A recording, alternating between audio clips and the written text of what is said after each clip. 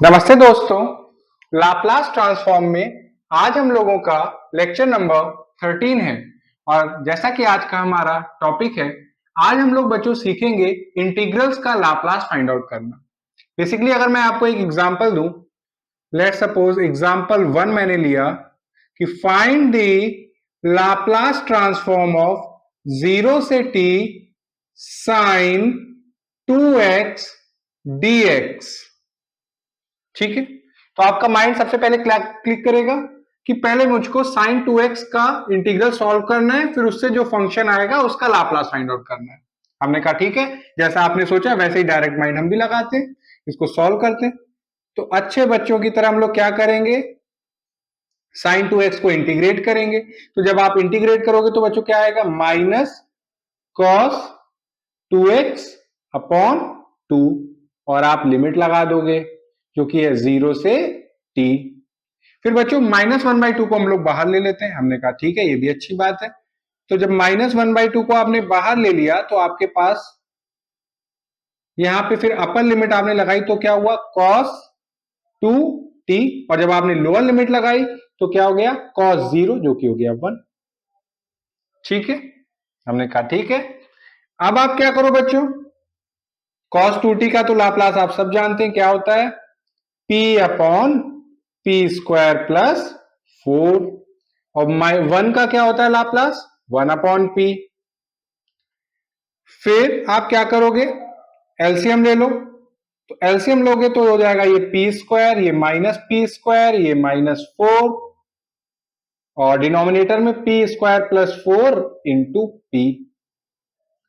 P square minus P square हो जाएगा, -1/2 जब अंदर मल्टीप्लाई होगा तो -4 से कैंसिल आउट हो जाएगा। तो आपका आंसर जो बच्चों आएगा वो आएगा 2 upon P, P square plus 4। देखिए आंसर आ गया। बट आप देखो, इसको सॉल्व करने के लिए हमें कितने स्टेप्स लेने पड़े, 1 2 3 4 5 स्टेप्स में आपका लाप्लास किसका फाइंड आउट आपने कर लिया, इंटीग्रल्स का। बट हमारा ये ऑब्जेक्टिव नहीं है कि इस वे में हम लोग सॉल्व करना सीखेंगे, इस वे में हम लोग लाप्लास निकालेंगे। हमारा जो आज का टॉपिक है ये है कि आपको इंटीग्रल सॉल्व भी ना करना पड़े और आप लाप्लास बता भी दो, तो वो हम लोग सीखेंगे under the topic Laplace transform of integrals. तो बच्चों हर एक प्रॉपर्टी को मैं एक थ्योरम के नंबर देता हूं। तो ये हो गया हमारा थ्योरम नंबर 7, जहां पे आप एक स्मार्ट वे में आपको एक मैं टूल प्रोवाइड करूंगा जिससे आप लाप्लास इजिली फाइंड आउट कर सकते हैं। किसका, जब आपके पास फंक्शन इंटीग्रल फॉर्म में हो, जैसे कि 0 से t fx dx है, और आपको इसका क्या फाइंड आउट करना है बच्चों, लाप्लास। तो आप क्या करोगे, जो भी इंटीग्रैंड में फंक्शन होगा, जो भी, आप उसका लाप्लास फाइंड आउट करो। तो इंटीग्रैंड में कौन सा फंक्शन है, fx, तो आप fx को क्या फाइंड आउट कर लो, लाप्लास, जिसको मैं कैसे लिख रहा हूं, ft। मतलब कि आपको ft का लाप्लास फाइंड आउट करना है और सिंपली पैरामीटर p से डिवाइड कर देना है, बस हो गया, फाइंड आउट कर लिया। ये स्टेप्स करने की जरूरत ही नहीं है आपको। कैसे, आप यहां पे देखिए, अगर आपको ये प्रॉपर्टी मालूम है तो ये प्रॉपर्टी क्या कह रही है कि कभी भी आपके पास कोई फंक्शन इंटीग्रल की फॉर्म में हो, provided lower limit 0 upper limit t और वो फंक्शन, और फिर आपसे कहें कि आप इसका लाप्लास फाइंड आउट करो, तो आपका टारगेट होना चाहिए इंटीग्रैंड वाला फंक्शन। बस उसको देखिए, उसका आप लाप्लास निकालेंगे और पैरामीटर p से डिवाइड करेंगे। तो यहां पे अगर आप देखो तो आपका टारगेट क्या होना चाहिए, साइन 2x। आप सिंपली क्या करो, साइन 2x का लाप्लास फाइंड आउट कर लो, या आप कह दो साइन 2t का आप लाप्लास फाइंड आउट करोगे और पैरामीटर p से डिवाइड कर दो। तो हमने कहा ठीक है। अब साइन 2t का लाप्लास आप सब जानते हैं बच्चों, क्या होता है, it is 2 upon P square plus 4, और डिनोमिनेटर में ऑलरेडी p है। तो अब जरा इसको और इसको देखिए, आया तो वही आंसर, सॉल्व करने की जरूरत पड़ी इंटीग्रल नहीं, सिंपली आपने इंटीग्रैंड का लाप्लास फाइंड आउट किया और पैरामीटर p से डिवाइड कर दिया और आपको आंसर भी मिल गया इसका इजीली। तो ये आपने किसकी हेल्प से कर पा रहा हो, जो लाप्लास ट्रांसफॉर्म ऑफ इंटीग्रल की प्रॉपर्टी है उसकी हेल्प से, जो कहती है कि अगर आपके पास कोई भी फंक्शन इंटीग्रल फॉर्म में है तो अगर आपको उसका लाप्लास फाइंड आउट करना है तो जो इंटीग्रैंड में फंक्शन है उसका आप लाप्लास फाइंड आउट कर लो और पैरामीटर p से डिवाइड कर दो।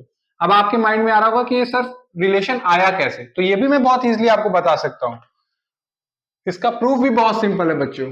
प्रूफ अगर आप देखो तो एक काम करो आप, क्या ये जो आपके पास है ये भी एक तरह से फंक्शन ही है, तो इसको एक नाम दे दो, जैसे कि कैपिटल GT, जो कि क्या है 0 से T fx dx, यही है। अब आप G0 की वैल्यू बताओ क्या होगी। G0 की वैल्यू क्या होगी बच्चों, अगर आप T की जगह 0 पुट करोगे तो ये अल्टीमेटली रिड्यूस हो जाएगा 0 पे, 0 आएगी। और जब आप इस फंक्शन को T के रिस्पेक्ट में पार्शली मतलब कि डेरिवेट करोगे विथ रिस्पेक्ट टू T, किसको d बाई डी टी, किसको 0 से T fx dx को, तो बच्चों ये अकॉर्डिंग टू लेबनीज रूल क्या आएगा, कैपिटल एफ टी आएगा। अब मैंने आपको लेक्चर नंबर 12 में ही लाप्लास ट्रांसफॉर्म ऑफ डेरिवेटिव्स बताया था, जो कहता था कि अगर आपको किसी भी डेरिवेटिव का लाप्लास फाइंड आउट करना है तो आप ये ना करिएगा कि जो फंक्शन उसको डेरिवेट करिए फिर लाप्लास फाइंड आउट करिए, आप सिंपली पैरामीटर p का प्रोडक्ट कर दीजिएगा जो फंक्शन है gt, उसका लाप्लास फाइंड आउट करके, और फिर सब्ट्रैक्ट कर दीजिएगा g0 से। अब आप देखो g प्राइम t हमारा क्या है बच्चों, ft, ये p, और gt हमारा क्या है बच्चों 0 से t fx dx, और g0 की वैल्यू क्या आ रही है 0 -0। तो अगर आप p को इस साइड ले आओ तो ये आप लिख सकते हो 0 से t fx dx, जो कि इक्वल किसके है, लाप्लास ऑफ ft अपॉन, यही हमारा रिलेशन है, आ गया। कुछ आपको नई रॉकेट साइंस नहीं लगानी पड़ी इसके लिए, बस आपने प्रीवियस लेबनीज रूल का यूज किया, लाप्लास ट्रांसफॉर्म ऑफ डेरिवेटिव की प्रॉपर्टी का यूज किया, और सिंपली आपने, अगर आपके पास इंटीग्रल 0 से 2 fx dx फॉर्म में होगा तो उसका लाप्लास कैसे एक्सप्रेस करेंगे, जो भी फंक्शन इंटीग्रैंड में उसका आप लाप्लास फाइंड आउट कर लो और पैरामीटर p से डिवाइड कर दो। एक और एग्जांपल हम लोग लेते हैं, एक और एग्जांपल हम लोग करेंगे। Example number 2। अब की आपको लाप्लास ट्रांसफॉर्म फाइंड आउट करना है 0 से t sine x upon x dx का।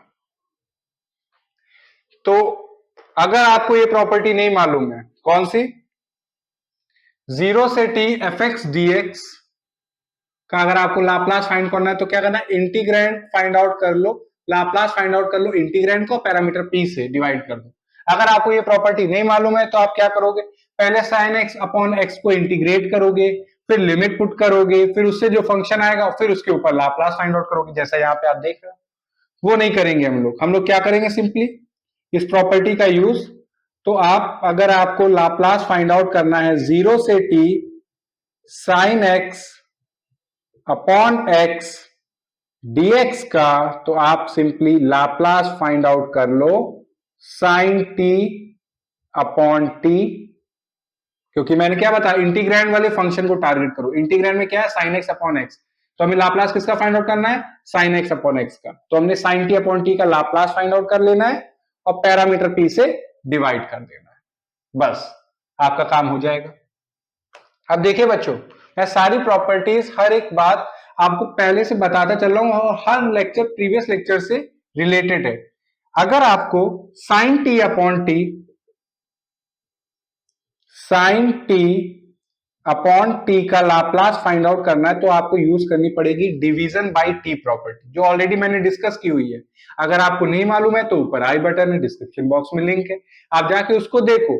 उसके हिसाब से अगर कोई भी फंक्शन को आप टी से आप डिवाइड करते हो और फिर आप उसका लाप्लास फाइंड आउट कर रहे हो, तो इससे अच्छा आप एक काम करो, इंटीग्रेट कर दो p से इंफिनिटी, लिमिट होगी किसको, जो आपके पास साइन टी है उसको, मतलब कि क्या करना है आपको, इंटीग्रेट क्या करना है, लाप्लास ऑफ साइन टी का।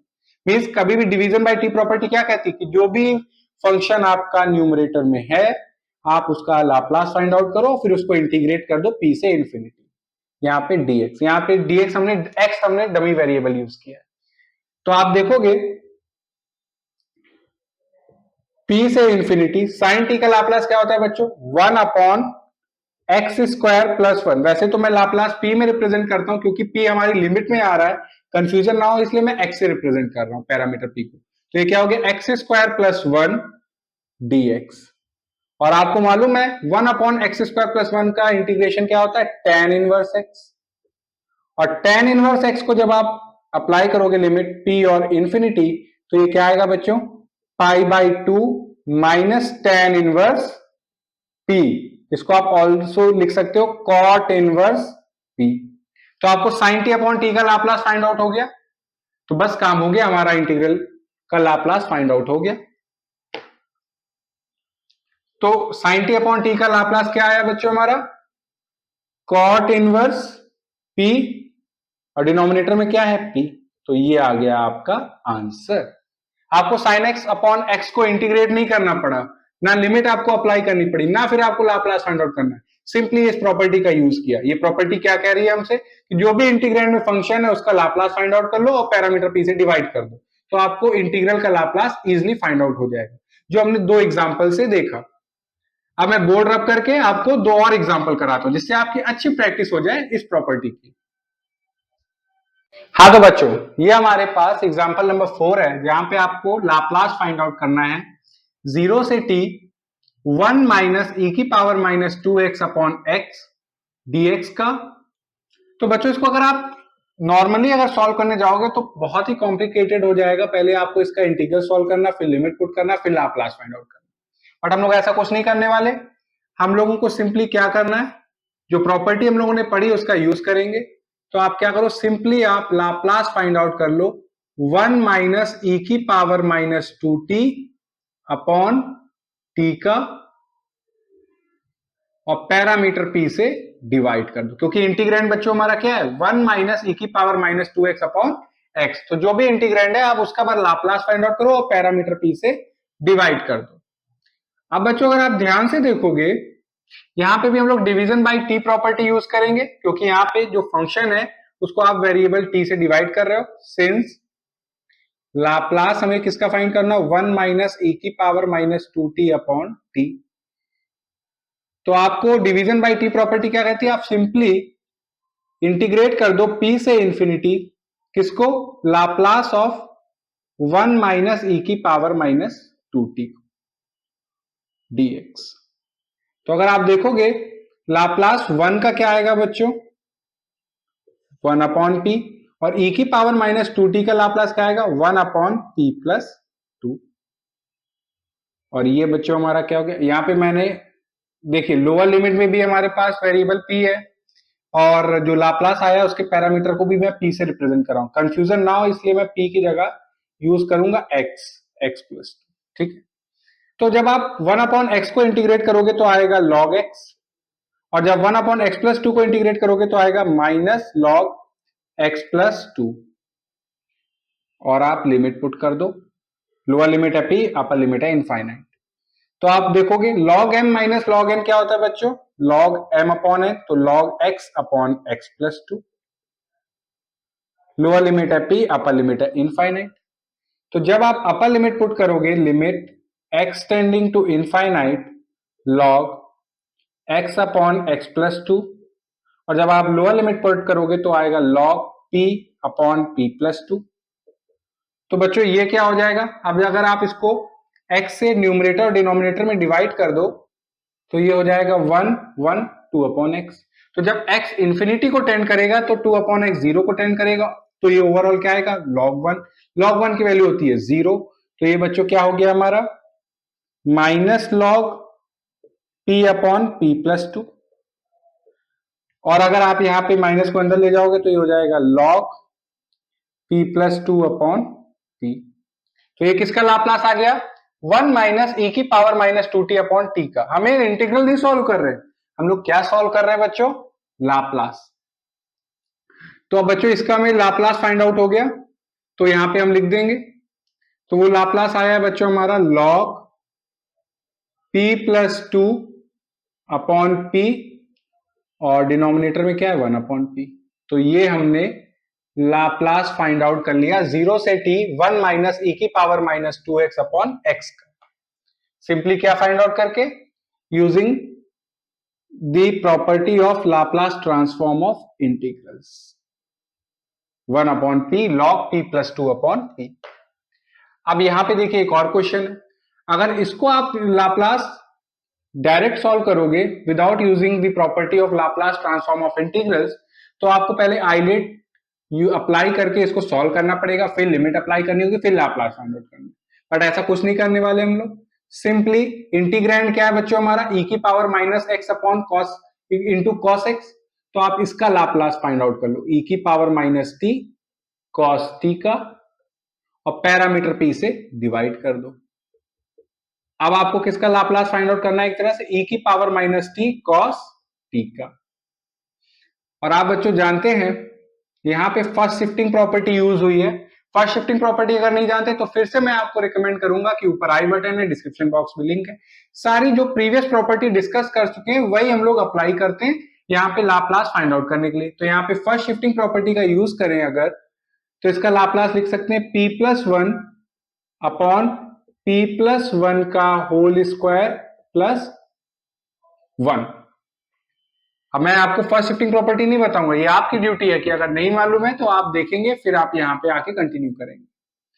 तो ये हो गया p plus 1 P square plus 2p plus 2।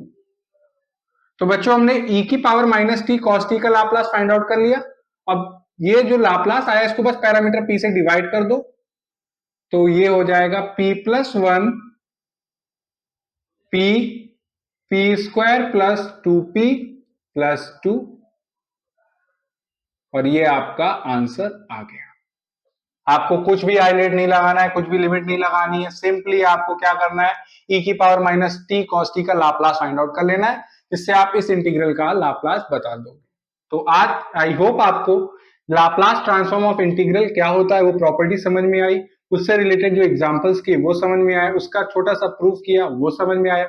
फिर भी कोई डाउट है या कोई पार्ट ना समझ में आए तो आपकी ड्यूटी है कि आप कमेंट सेक्शन में लिखिए, मैं आपकी क्वेरी को रिजॉल्व करूंगा। Thank you.